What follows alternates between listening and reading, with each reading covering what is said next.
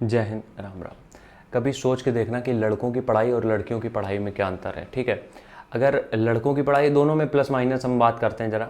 लड़कों की पढ़ाई, लड़कियों की पढ़ाई में क्या अंतर है, सबसे पहली लाइन में हम ख़त्म करते हैं इसको कि अगर लड़का पढ़ लिख के कुछ करता है तो वो रिस्पॉन्सिबल हो जाता है, और अगर लड़की कुछ करके पढ़ती है तो वो हो जाती है इंडिपेंडेंट, मतलब कि खुद के पैरों पे खड़े होना। और जबकि लड़का अगर कुछ कर रहा होता है, कुछ पैसे कमा रहा होता है, कहीं पे कुछ भी करता है, उसको क्या बोला जाता है, इसकी ये रिस्पॉन्सिबिलिटी है। तो यहाँ पे दो तरीके की चीज़ें हो जाती हैं। देखो, सबसे पहली बात यहाँ पे ये हो जाती है कि गर्ल पावर का फिर तो झंडा जो है उसको उखाड़ के फेंक देते हैं हम लोग।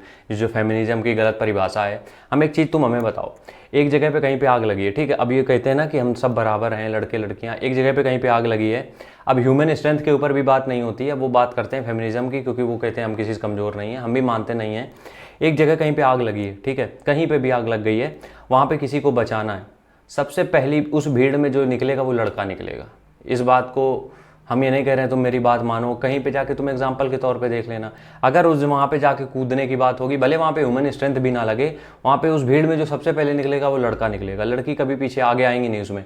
और ये एक केस हम बता नहीं रहे, हमने अपनी आंखों से देखे 100 से 150 केस, अपनी आंखों से देखे, हम बता रहे हैं। सिर्फ ये आग लगने वाले नहीं, इससे रिलेटेड बहुत सारी चीज़ें, कि जो उस भीड़ में सबसे पहले निकलता है वो लड़का होता है। तो अगर फेमिनिज्म है, अगर चाहते हो कि सब इक्वलिटी रहे, तो तुम भी निकलो बाहर।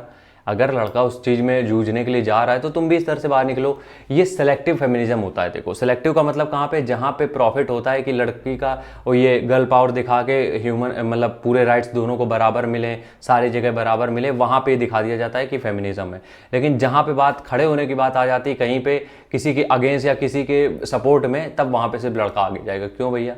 ये होता है सेलेक्टिव फेमिनिज्म, जिसके कि हम बिल्कुल अगेंस्ट हैं। ठीक है, हम यहाँ पे बात करें, अगर पढ़ाई की बात हम कर रहे थे, तो अगर लड़की को पढ़ा दिया जाता है तो उस परिवार की तारीफ होती है कि लड़की को पढ़ा दिया गया, ये कर दिया गया, वो कर दिया गया। जबकि आज के टाइम पे कोई भी, हर एक घर में तुम देख लो, कोई भी घर ऐसा नहीं है जहाँ पे किसी को कम पढ़ाया जा रहा हो, किसी को ज़्यादा। अब दिक्कत यह है कि लड़का अपने आप को उतना शो कर देता है कि हम पढ़ाई कर भी रहे हैं और उससे ये चीज़ें कर भी रहे हैं, लड़कियाँ नहीं शो कर रही, उसमें घर वालों की फॉल्ट नहीं है, क्योंकि दोनों को बराबर पढ़ा रहे हैं आजकल घर वाले।